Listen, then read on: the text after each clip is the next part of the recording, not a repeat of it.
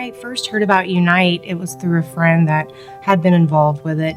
And it was a little earlier on with my diagnosis, so I was still going through treatments and things like that. And I wasn't quite ready. So I kind of like put my foot in the water a little bit, and I was like, I'm not quite ready for it. Come 2 years later, in 2019, I decided to take the plunge. And I think the big thing that attracted me to Unite was the fact that it was happy. Because when you get a cancer diagnosis, everything's very kind of like doom and gloom, and you're pushing forward with all of these like medical things and all of the surroundings of life that really just topple down on you, And when I saw Unite and I saw these women like strutting across the stage and coming together for gatherings, also just, having the retreats and just everyone looked happy. So I think for me, after a cancer diagnosis, I wasn't wanting to sit in a room full of women who were talking about, how bad they have it, survivorship. I wanted to thrive. So after seeing that, and just it attracted me because I wanted to be happy again. I wanted to find a new normal and find it with women that I could associate with and be comfortable around to share my story.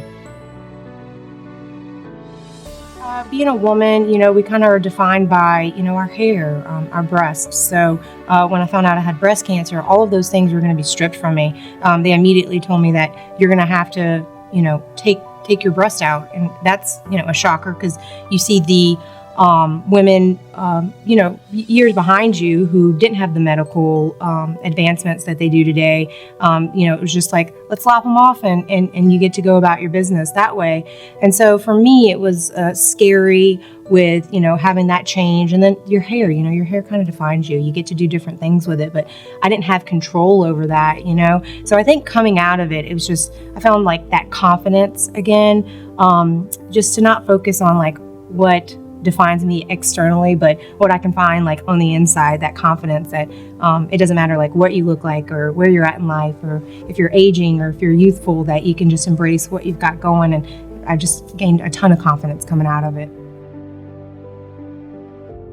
I had an amazing group of women in general with the group, and I just find like some women just kind of gravitate toward each other naturally, and we found a group of women, we were all kind of in our 30s and young moms, and so we had that commonality with each other, and we called each other the youngsters. So we kind of ran around and everybody was like, oh look, there's the youngsters. So I think coming out of that, I just found like a really cool core group of women that we were able to like share similar issues, especially being moms and going through this and dealing with mortality right in your face. I just think that having that support group there and allowing us to just vent about our kids, about our husbands, about our, what we're going through physically and emotionally and mentally.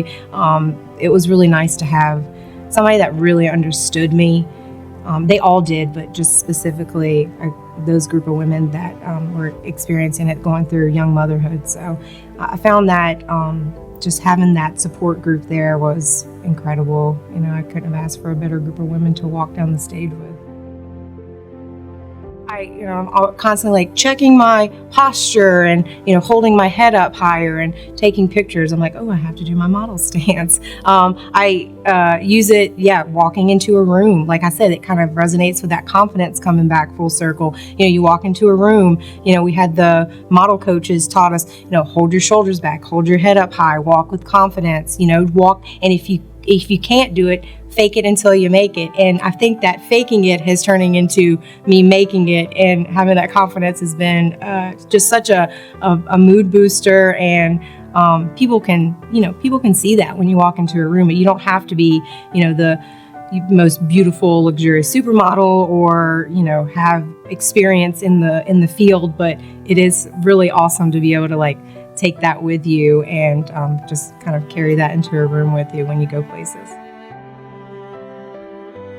When I walked into the program, I had been kind of, I had stage experience, but not to the point of this, because it was more focused on like, how you hold yourself, how you walk and things like that. But I think that I always had that attitude of, even walking into the cancer infusion centers, I had that attitude of, I'm going to smile today. I'm going to make someone else smile. So I don't think like maybe I was bald, maybe I, had my breasts removed, maybe I had scars and things like that, but it never got to a point where it took away the fact that I was trying to find joy in things. So I think with Unite, it amplified that joy that I was able to find in any situation.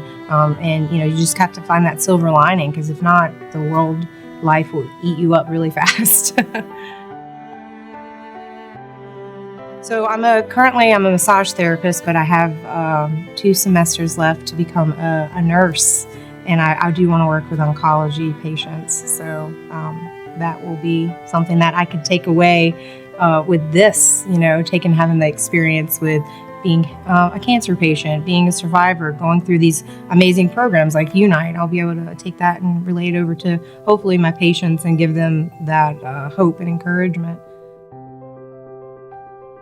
There's always going to be lows and highs in life, regardless if it's a diagnosis or if it's, a bad grade on a test or, being laid off from a job. There's always going to be some type of disappointment in life. And I really do believe that it's the attitude in which you go in it, because somebody can have the same experiences and then they can come out of it with a different attitude. But you have to choose to find that positivity in things. Pray.